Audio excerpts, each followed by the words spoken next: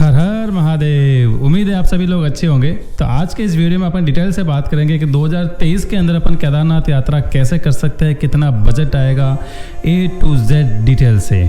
तो अभी से वीडियो को लाइक कर दीजिए और चैनल को सब्सक्राइब जरूर कर लीजिए। तो वीडियो की शुरुआत में सबसे पहले अपन बात कर लेते हैं ओपनिंग और क्लोजिंग डेट को कि यात्रा कब तक चलेगी। 2023 के अंदर केदारनाथ यात्रा 25 अप्रैल को स्टार्ट हो रही है। 25 अप्रैल को सुबह 6:20 पे कपाट ओपन हो जाएंगे। तो आप ओपनिंग सेरेमनी पे जाना चाहते हैं तो आप 23 तारीख को भी ट्रैक कर सकते हो, 24 तारीख को भी कर सकते हो, उसमें कोई प्रॉब्लम नहीं है।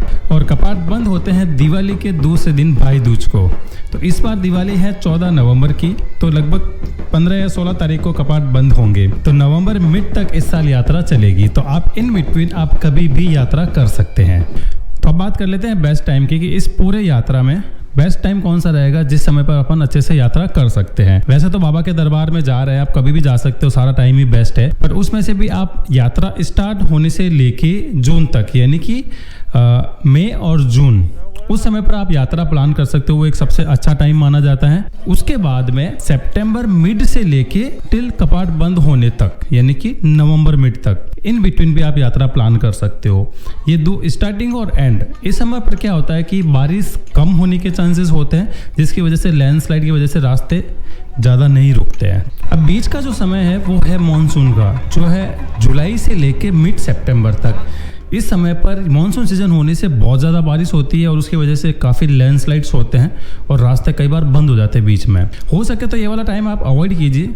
उसके बावजूद भी अगर आपका जाने का मन है तो आप वेदर चेक करके जाइएगा। जिस दिन बारिश का प्रेडिक्शन कम हो उस दिन ही आप वहाँ पर विजिट करके आ जाएं। पर मेरा सजेशन रहेगा कि आप वो टाइम अवॉइड करो, स्पेशली जो फैमिली के साथ जा रहे हैं। तो बेस्ट टाइम बचा स्टार्टिंग और एंड। उसमें भी बेस्ट टाइम रहता है एंड का समय, दिवाली के आसपास। उस समय पर रस बहुत कम रहता है एज कम्पेयर टू मई और जून में बहुत ज्यादा रस रहेगा। तो अगर आपको कम भीड़ में जाना है तो आप दिवाली से जस्ट पहले आप प्लान कीजिए, उस समय आपके दर्शन अच्छे से हो जाएंगे और भीड़ भी थोड़ी कम रहेगी। तो बेस्ट टाइम के बाद बात करते हैं जो कि सब लोगों का फेवरेट है, वो है स्नोफॉल टाइम। आप ऐसे टाइम पे जाना चाहते हो जब स्नोफॉल हो, आप स्नोफॉल देखे वहां पर, तो आप कोशिश कीजिए कि नवंबर में जाए आप, क्योंकि अक्टूबर एंड से स्नोफॉल होना स्टार्ट हो जाता है। बट अगर नवंबर में जाएंगे तो चांसेस बहुत ज्यादा है स्नो मिलने का, ट्रैक करते टाइम भी और ट्रैक डाउन करते टाइम भी, क्योंकि मुझे 2020 के अंदर दोनों ही दिन स्नोफॉल मिला था। अब बात करते हैं इंपॉर्टेंट जो है डॉक्यूमेंट्स। तो इस साल डॉक्यूमेंट्स क्या क्या लगेगा। सबसे पहला वो है यात्रा पास। तो यात्रा पास आप जरूर से बना लीजिएगा। मई और जून के अंदर तो कंपलसरी ही है। नीचे मैं वेबसाइट दे रहा हूँ, इस वेबसाइट पे जाके आप अपना यात्रा पास बनाइए। अगर आपको कुछ भी कंफ्यूजन होता है तो मैंने इसके लिए डेडिकेटेड वीडियो बना रखा है, आप वो वीडियो देख सकते हो। स्टेप बाय स्टेप मैंने बता रखा है कि आप पास कैसे बनाओगे। फ्री है, कोई पैसा नहीं लगता। तो अपना पास बना के अपने साथ रख लीजिए, क्योंकि उसके ऊपर बारकोड है। बारकोड आपको टोकन लेते टाइम जरूरत पड़ सकता है। और यात्रा पास में आपको ओनली आधार कार्ड लगेगा, इसके अलावा कोई डॉक्यूमेंट की जरूरत उसमें नहीं है। उसके अलावा दूसरा है मेडिकल सर्टिफिकेट। जो भी 50 प्लस एज के हैं वो अपना मेडिकल सर्टिफिकेट साथ लेके आए। मेडिकल सर्टिफिकेट क्या है उसका मैंने एक डेडिकेटेड वीडियो बनाया, बट मैं यहाँ पर भी आपको बता देता हूँ। 3 टेस्ट हैं। ये 3 टेस्ट आप अपने नियरेस्ट कोई भी हॉस्पिटल में जाके आप करवा के उसका रिपोर्ट अपने साथ रख लीजिए, बस यही है मेडिकल सर्टिफिकेट। और डिटेल में आप वीडियो देख सकते हैं। तो ये सब प्रिपरेशन होने के बाद अब हमें डे वाइज प्लान करना है कि किस दिन हम कहाँ जाएंगे और कैसे जाएंगे। तो डे 1 आपका जो स्टार्ट होगा वो होगा हरिद्वार से। तो आप इंडिया के किसी भी कोने में रह रहे हो तो आपको सबसे पहले पहुंचना है हरिद्वार। अब हरिद्वार आपके पहुंचने का जो टाइमिंग है वो बहुत मैटर करेगा। आप कोशिश कीजिएगा कि सुबह 3, 4 बजे, 5 बजे, ज्यादा से ज्यादा आप 8 बजे तक आप हरिद्वार पहुंच जाएं सुबह। उससे क्या होगा कि आपको उसी दिन सुबह 4 बजे से लेके 9, साढ़े 9 बजे तक आपको डायरेक्ट बस मिल जाएगी हरिद्वार से सोनप्रयाग के लिए, क्योंकि हमें डे 1 पे पहुंचना है सोनप्रयाग। और जो बसें चलती हैं वो आपको रेलवे स्टेशन से जस्ट सामने ही बस स्टैंड बना हुआ है, आपको वहां से मिल जाएगी। जो प्राइवेट बसें हैं उनका किराया लगभग 1000 रुपए है, और जो गवर्नमेंट की बसें हैं वो चलती है ऋषिकेश से, तो उसका किराया लगभग 400 से लेके 600 रुपए के बीच में है। तो इन दोनों में से कोई भी आप ऑप्शन ले सकते हो, बट ये ध्यान रखिएगा कि जो डायरेक्ट बसें हैं वो आपको 4 बजे से लेके 9, साढ़े 9, मैक्स टू मैक्स 10 बजे तक ही मिलेगी। बट उसके बाद ऐसा नहीं है कि कोई ऑप्शन नहीं मिलेगा। उसके बाद जो भी ऑप्शंस मिलेंगे वो मिलेंगे आपको। शेयरिंग टैक्सी हो गई, शेयरिंग ये जो टेम्पो ट्रेवलर वगैरह जाते हैं ये मिलेंगे। तो इनमें थोड़ा आपका प्राइस ज़्यादा लग जाता है, लगभग 1000 से लेके 1200-1500 रुपए तक वो चार्ज कर लेते हैं। ये तो हो गया आपके डायरेक्ट ऑप्शन। अगर आप इससे भी लेट आ रहे हो कि मान लो आपको पहुंचते पहुंचते ज्यादा ही लेट हो गया, 11-12 बज गए, तो या तो आप उस दिन हरिद्वार रुक लीजिए, शाम को आरती अटेंड कर लीजिए और नेक्स्ट डे आप वही सेम रूटीन फॉलो कर लीजिए अर्ली मॉर्निंग बस पकड़ के। या फिर आप क्या कर सकते हो कि अपना डे बचा सकते हो, आप हरिद्वार से जाइए रुद्रप्रयाग तक, तो वहां तक आपको बसें मिल जाएगी, दूसरे और भी काफी सारे ऑप्शंस आपको मिल जाएंगे। रुद्रप्रयाग आप पहुंच जाएंगे शाम को 4-5 बजे तक, वहां जाके आप स्टे कीजिए और वहीं से बस स्टैंड पे पता कर लीजिए। नेक्स्ट डे वहां से मॉर्निंग में बसें चलती है 4-5 बजे, वो आपको 4 घंटों में ड्रॉप कर लेगी सोनप्रयाग। तो अगर आप 5 बजे भी निकलते हो तो भी आप 9-9:30 बजे तक आप सोनप्रयाग पहुंच जाओगे, तो आप उसी दिन आप अपना ट्रैक आगे का स्टार्ट कर सकते हो, आपका दिन बच जाएगा। और इसके अलावा प्राइवेट टैक्सीज अवेलेबल होती है वहां पर, आप पूरा ही हायर करके जा सकते हो, जो कि 3000 से लेके 8000 के बीच में प्राइस वेरी करती है। एक्चुअली ये प्राइस वेरी इसलिए करते हैं क्योंकि जो ट्रांसपोर्टेशन के लिए प्राइवेट सेक्टर जो है, चाहे गाड़ियां हैं चाहे टेम्पो ट्रेवलर हैं, इन सब का rate day by day change होता रहता है। तो ये फाइनल रेट एक दिन पहले ही बताते हैं। तो 3000 से 8000 बता रहा हूँ। 3000 में आपको ये बोलेरो मैक्स वगैरह मिल जाती है पर डे पे, और 8000 रुपए के आसपास आपको टेम्पो ट्रेवलर मिल जाता है, जिसमें 10-12 लोग आप आराम से बैठ सकते हो। तो आप कितने लोग जा रहे हो उसके अकॉर्डिंग आप वहां पे जाके हायर कर सकते हो। एडवांस में बुक कराने की जरूरत नहीं है, फ्रॉड होने के चांसेस ज्यादा हैं। लास्ट ईयर भी बहुत फ्रॉड हुए थे। कई बार कम रेट में अगर वो बुक कर भी लेते हैं तो लास्ट मोमेंट पे वो डिनाई कर देंगे, नहीं आते हैं किसी न किसी रीजन से। तो अपने तो पैसे चले गए तो और आप वहां पर परेशान भी हो जाओगे।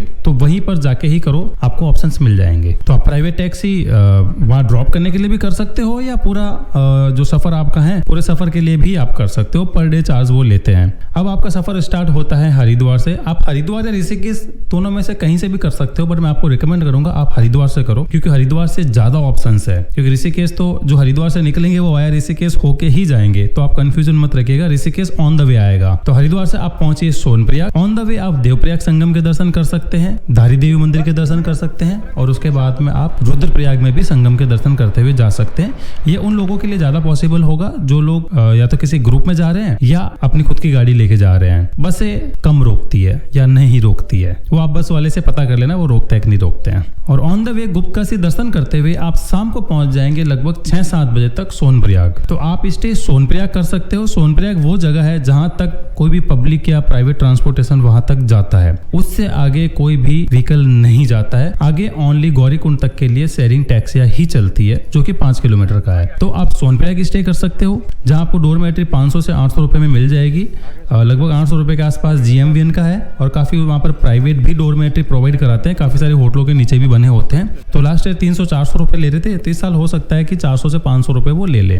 वो वहां जाकर ही मिलेगा, ऑफलाइन ही बुकिंग होती है उसकी। तो पहले आप ट्राई कर लीजिए कि आपको जितने भी स्टे हैं वो अगर GNVM में मिल रहे हैं तो सबसे बढ़िया है आप वही आप एडवांस में बुक करा लीजिए। अगर GNVM पे नहीं मिल रहे हैं तो फिर आपको वहां जाके थोड़ा सा ढूंढना पड़ेगा, बट मिल जाएगा। सोनप्रयाग के अलावा जो स्टे के लिए ऑप्शन है और जो सबसे बढ़िया ऑप्शन भी है वो है गौरीकुंड। सोनप्रयाग से गौरीकुंड 5 किलोमीटर, जो कि शेयरिंग टैक्सी से जाना होगा, 50 रुपए वो चार्ज लेते हैं। अगर गौरीकुंड में आपको स्टे मिल जाता है तो क्या है कि नेक्स्ट डे आप वहीं से अपना ट्रैक स्टार्ट कर सकते हैं। वहां पर भी आपको डोरमेट्री 500 रुपए में मिल जाएगा GNVM से। इन दोनों जगह पर अगर आपको स्टे नहीं मिल रहा है तो तीसरा ऑप्शन है सीतापुर, जो कि सोनप्रयाग से भी लगभग 1 किलोमीटर पहले है। तो आप वहां पर भी स्टे ले सकते हैं, बट वहां पर आपको डोरमेट्री के ऑप्शंस नहीं मिलेंगे, वहां पर आपको सीधे रूम ही मिलते हैं। तो रूम चाहे आप सीतापुर में लो, चाहे सोनप्रयाग लो, चाहे आप गौरीकुंड में लो, पर पर्सन आपका 1000 से 1200 रुपए कॉस्ट आएगा अगर आप होटल कंसीडर करोगे तो दोनों में से जो भी ऑप्शंस आपको अच्छा लगता है आप ले सकते हैं। अगर आप 4-5 बजे सोनप्रयाग पहुंच जाते हो तो आप उसी दिन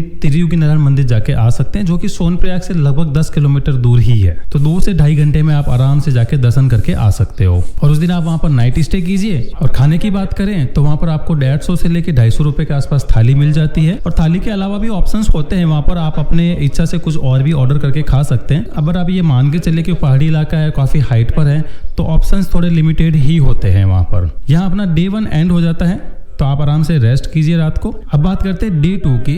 जो लोग गौरीकुंड में रुके हुए हैं तो वो वहीं से अर्ली मॉर्निंग अपना ट्रैक स्टार्ट कर दीजिए।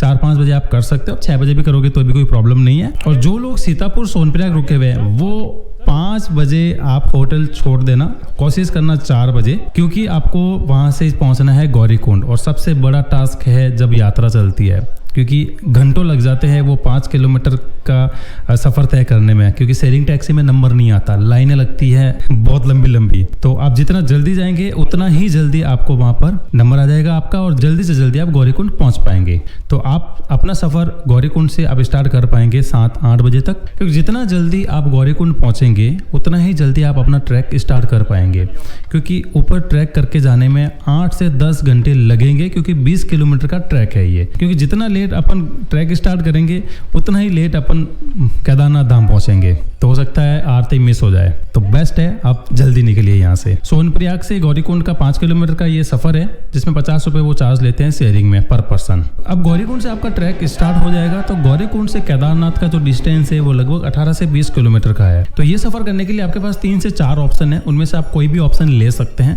पहला और सबसे बढ़िया ऑप्शन है वो है पैदल ट्रैकिंग करके, जिसके लिए आपको 8 से 10 घंटे लगेंगे। दूसरा ऑप्शन है घोड़ा, जो कि 4 से 5 घंटे लेता है। गवर्नमेंट का जो प्राइस है वो है 2750 रुपये वन साइड का, जो आपको बेस कैंप तक ड्रॉप करेगा। वहाँ से 2-2.5 किलोमीटर और है, वो पैदल ही चलना पड़ेगा। ये गवर्नमेंट का प्राइस है, बट वहाँ पर थोड़ा सा प्राइस अप डाउन हो सकता है एज पर सिचुएशन। और जो लोग बच्चों के साथ जा रहे हैं, तो अगर बच्चे बीच में थक जाएं तो आप उनको घोड़े पे बैठाने की बजाय आप कंडी कर सकते हो। कंडी लगभग 2 से 3 हज़ार रुपये, मैक्स टू मैक्स 4 हज़ार रुपये लेगा। उसका बेनिफिट ये रहेगा कि वो आपके साथ साथ चलेगा, बच्चे को अकेला छोड़ना नहीं पड़ेगा, अदरवाइज घोड़े पे बच्चे परेशान हो जाएंगे।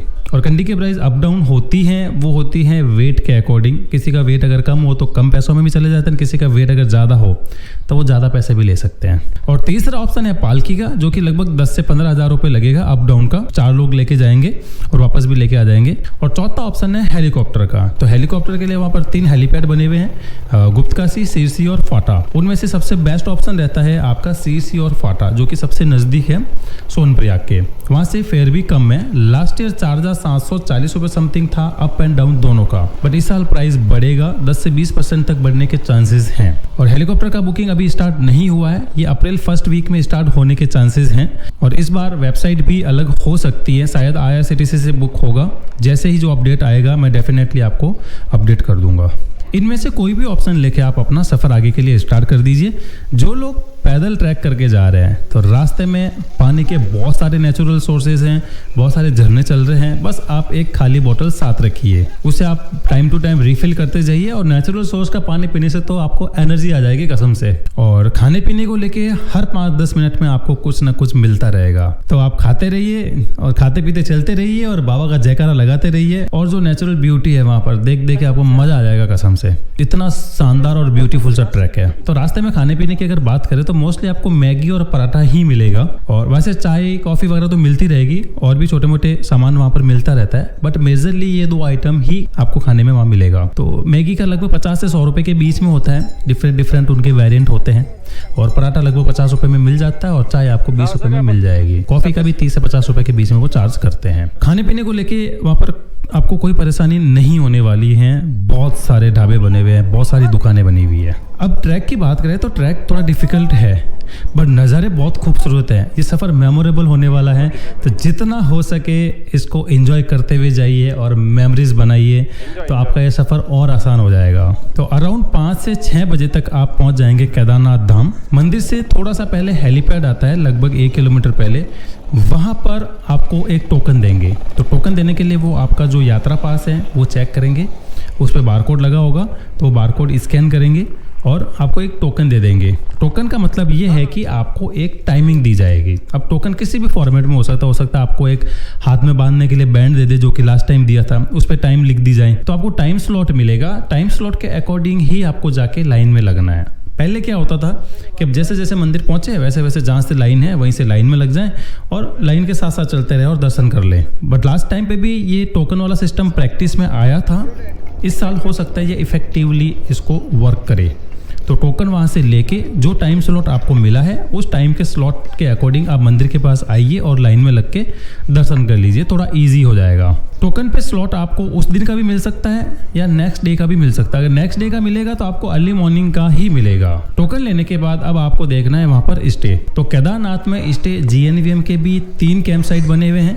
पहला है स्वर्गरोहिणी जो कि मंदिर से 1 किलोमीटर पहले है। अगर उसमें आपको मिल रहा है तो वो आप बुक कर सकते हो। और अदरवाइज 2 ऑप्शंस हैं 2.5 किलोमीटर पहले बेस कैंप पे जो कि है नंदी कॉम्प्लेक्स। नंदी कॉम्प्लेक्स में 2 ऑप्शन होते हैं, या तो ग्राउंड बेडेड जिसमें कॉमन वॉशरूम यूज करने होते हैं, और एक दूसरा है जिसमें थोड़ा पैसा ज़्यादा लेते हैं बट डोरमेट्री टाइप अच्छा बना हुआ है, वो उसमें वॉशरूम अटैच ही होते हैं। तो इनका बुकिंग भी आप GMVN की वेबसाइट से कर सकते हो। इसमें अगर आपको ऑप्शन नहीं मिल रहा है तो आप डोरमेट्री का और ऑप्शन है, वहाँ पर काफ़ी सारे ऑफलाइन टेंट भी हैं और काफ़ी प्राइवेट टेंडर भी जाएंगे जो लोग वहाँ पर टेंट लगाएंगे, तो आप वहाँ जाकर भी ले सकते हो। बट मोस्टली जो टेंट लगेगा वो बेस कैंप के आसपास ही लगेगा।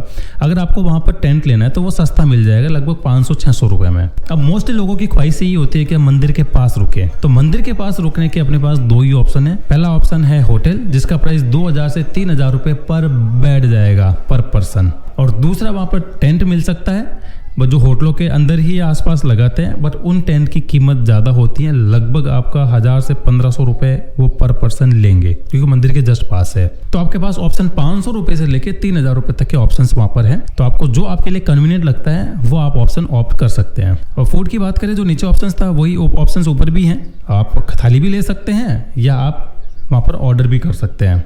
थाली 150 से 250 रुपये में आपको वहाँ पर मिल जाएगी।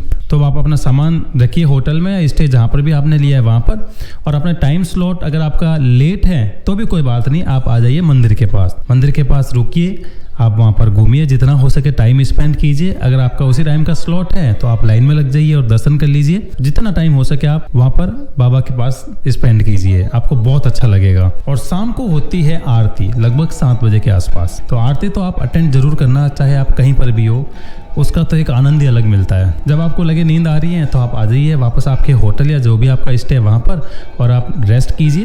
तो अब बात करते हैं नेक्स्ट डे जो कि है डे 3, जिसके दर्शन हो गए हैं तो वो वापस जो भी आपका फोटो सेशन करना है वो कीजिए। और पास में भैरव बाबा का मंदिर बना हुआ है और पीछे गुरु शंकराचार्य जी की समाधि बनी हुई है। तो यहाँ पर आप जाके दर्शन करके आप अपना ट्रैक डाउन नीचे की तरफ स्टार्ट कर सकते हैं। और जिनके दर्शन नहीं हुए हैं वो दर्शन में सुबह अर्ली मॉर्निंग 2 बजे 2:30 बजे उठ के लाइन में लग जाइए ताकि जल्दी आपका नंबर आ जाए और आप दर्शन जल्दी कर लें। और दर्शन करने के बाद सेम आप फॉलो कीजिए, दोनों जगह पर दर्शन करके आप भी अपना ट्रैक डाउन स्टार्ट कर सकते हैं। अब यहाँ पर जो भी लोग वासुकी ताल और चोराबाड़ी लेक जाना चाहते हैं तो उनके लिए 2 दिन एक्स्ट्रा लगेगा। वासुकी ताल 1 दिन और चोराबाड़ी लेक 1 दिन, या कोई एक करना चाहते हो तो एक कर सकते हो, दोनों करना चाहते हो तो 2 दिन लगेगा। अब वहाँ पर आप अकेले नहीं जा सकते, वहाँ के लिए परमिशन लगेगा। परमिशन वहीं मिल जाएगा आपको, बट एक लोकल पर्सन वहाँ का साथ चाहिए होगा आपको। अब लोकल पर्सन आपको कहाँ मिलेगा, वो जो होटल्स वाले होते हैं वो किसी न किसी बंदे को साथ भेज देंगे, कुछ चार्ज लेंगे बट आपके साथ वो चल लेंगे। तो दर्शन करने के बाद आराम से आप नीचे की तरफ आइए। रास्ता बहुत खूबसूरत है, जाते टाइम थक गए होंगे तो कुछ फ़ोटो वीडियो नहीं ले पाए होंगे, बट अब आते टाइम आप आराम से अपनी वो ख्वाहिश भी पूरी कर लीजिए क्योंकि उतरते टाइम थकान कम होती है। तो ट्रैक डाउन करके आप शाम को आराम से 3-4 बजे तक पहुंच जाएंगे। हो सकता है आप 2-3 बजे पहुंच जाओ, उससे पहले भी पहुंच सकते हो, वो डिपेंड करेगा आपकी स्पीड के ऊपर।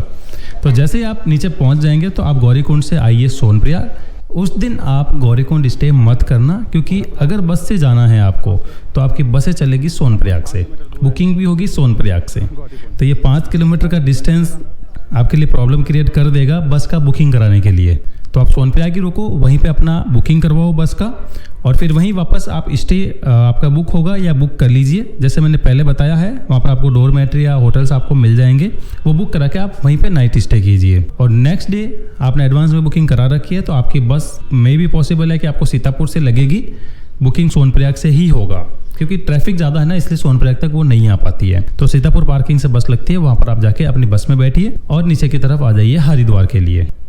केदारनाथ यात्रा कंप्लीट करने के बाद आपके पास 3 ऑप्शन है। या तो आप सीधा डायरेक्ट केदारनाथ से सीधा हरिद्वार आ जाइए, आपका सफ़र यहाँ पर हो जाता है समाप्त, जो कि आप सुबह बस लेके शाम तक पहुँच जाएंगे 5, 6, 7 बजे तक हरिद्वार। या आप चाहे तो आगे की भी प्लानिंग कर सकते हैं, जैसे आप तुंगनाथ यात्रा जा सकते हैं, तो यहाँ से चौपटा के लिए आपको शेयरिंग में कुछ ऑप्शन ढूंढना पड़ेगा, क्योंकि वहाँ पर पब्लिक ट्रांसपोर्टेशन नहीं है, बसें नहीं चलती है उस रूट पे। तो वहीं से, तो सोनप्रयाग से ही आपको कुछ शेयरिंग में ऑप्शन लेना पड़ेगा।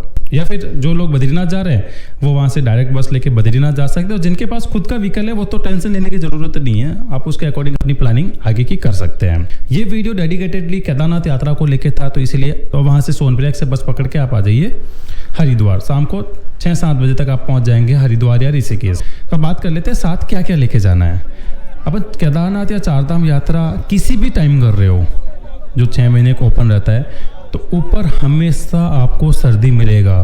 तो विंटर के कपड़े तो हमेशा आप साथ रखिए, जिसमें आपका एक अच्छा जैकेट होना चाहिए, वुलन के ग्लव्स, वुलन कैप, थर्मल का सेट, टॉप और बॉटम दोनों, नेक वार्मर होना चाहिए, एक आप टॉर्च हमेशा साथ रखिएगा, पावर बैंक साथ रखिएगा, क्योंकि वहाँ पर इलेक्ट्रिसिटी इतनी स्ट्रॉन्ग नहीं है, और जहाँ है भी वहाँ पर आपको 1 या 2 प्लग ही मिलते हैं, और रूम के अंदर 4-5 लोग होते हैं, तो वहाँ पर प्रॉब्लम हो सकती है। और वाटरप्रूफ शूज़ होने चाहिए, क्योंकि रास्ते के अंदर घोड़े भी चलते हैं और अपन भी चलते हैं, तो बहुत कीचड़ रहता है, और बारिश अगर हो गई तो और भी प्रॉब्लम हो जाएगी।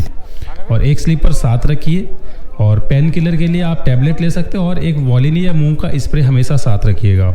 और मैं लिस्ट पूरी यहाँ पर दे रहा हूँ, तो आप ये सामान साथ ज़रूर लेके जाइएगा, और हमेशा 2 बैग में पैक कीजिएगा। एक बैग में आपका पूरा मैन लगेज रहेगा, और एक बैग छोटा रखिए साथ में 30 से 40 लीटर का। उसके अंदर वो काम आएगा आपका जब आप ट्रैक करोगे, जिस दिन आपका इम्पोर्टेंट सामान उसके अंदर डाल के 1-2 दिन का आप ले जा सकते हो। और बाकी वाला जो सामान है आप सोनप्रयाग या सीतापुर वहाँ पर आप लॉकर रूम में रख सकते हो। तो एक्स्ट्रा सामान रखने के लिए सबसे बढ़िया ऑप्शन जो होता है वो होता है, जिस होटल में आप रुके हो आप उसी को बोल दो, वो खुद ही रख लेगा। तो उसको आप ले जाके क्लॉक रूम के चक्कर में इधर उधर ढोने का ज़रूरत नहीं है। जो खुद की गाड़ी लेके आए हैं वो अपनी खुद की गाड़ी में रख सकते हो। और जो लोग सोलो गए हैं बस में, तो वो लोग आप वहाँ पर क्लॉक रूम बने हुए हैं, 100 रुपये पर बैग लेते हैं पर डे का, आप वहाँ पर अपना सामान सारा रख सकते हैं, कोई प्रॉब्लम नहीं है। अब बात कर लेते हैं इम्पोर्टेंट जो है बजट को लेके, कि इस पूरे सफ़र का बजट कितना लगेगा। तो ये पूरा सफ़र आपका 5,700 रुपये में हो जाएगा। कैसे? बस जो कि आप गवर्नमेंट की ले सकते हैं ऋषिकेश से, तो आना जाना लगभग आपका 1,200 रुपये में हो जाएगा। और सोनप्रयाग में आपका स्टे 500 रुपये में मिल जाएगा, जो कि गौरीकुंड में आपको GNV में 448 रुपये लेते हैं, वहाँ पर आपको मिल जाएगा। तो वहाँ पर आपके 2 स्टे होंगे, एक तो जिस दिन जाएंगे और एक तो जिस दिन वापस आएंगे, तो 1,000 रुपये वो आपका हो गया। और केदारनाथ मंदिर के पास में रुकना है तो वहाँ पर आपको टेंट सस्ता पड़ेगा, जो कि लगभग आपका 1,500 रुपये के आसपास मिल जाएगा। 1,000 से 1,500 रुपये वो लेंगे, जो कि होटल वाले खुद लगाते हैं। तो होटल का तो किराया महंगा पड़ेगा, बट होटल वाले टेंट आपको 1,000 से 1,500 रुपये में दे देंगे। और फूड की बात करें तो पर डे 400 से 500 रुपये में आपका हो जाएगा, क्योंकि 4 दिन का सफ़र है, तो 2,000 रुपये के अंदर आपका ओवरऑल फूड का खर्चा आएगा। तो ये जब आप टोटल करोगे तो इसका कॉस्ट आ रहा है आपके 5,700 रुपये, जिसमें आपको मंदिर के पास स्टे मिल जाएगा। आई होप ये वीडियो आपको अच्छा लगा होगा। अच्छा लगा तो प्लीज़ आप लाइक कीजिए और चैनल को सब्सक्राइब जरूर कर लीजिए। और भी अगर आपके कुछ सवाल आए तो प्लीज़ मुझे कमेंट करके ज़रूर बताइए। ये पूरा सोलो ट्रैक होता है। अगर आप फैमिली के साथ जा रहे हो और अगर आपको लगे कि हाँ मैं सारा अरेंज नहीं कर सकता और मुझे किसी कंपनी के थ्रू पैकेज से जाना है, तो मैं आपको नीचे नवीन का नंबर दे रहा हूँ, आप नवीन को कॉल करके आप अपना पैकेज भी बुक कर सकते हो। डिसीजन आपका है, जैसे भी आप करना चाहे कर सकते हैं। और भी जो भी सवाल है आप प्लीज़ मुझे कमेंट करके ज़रूर बताइए। तो मिलता है किसी नई वीडियो में, तब तक के लिए बाय बाय। हर हर महादेव।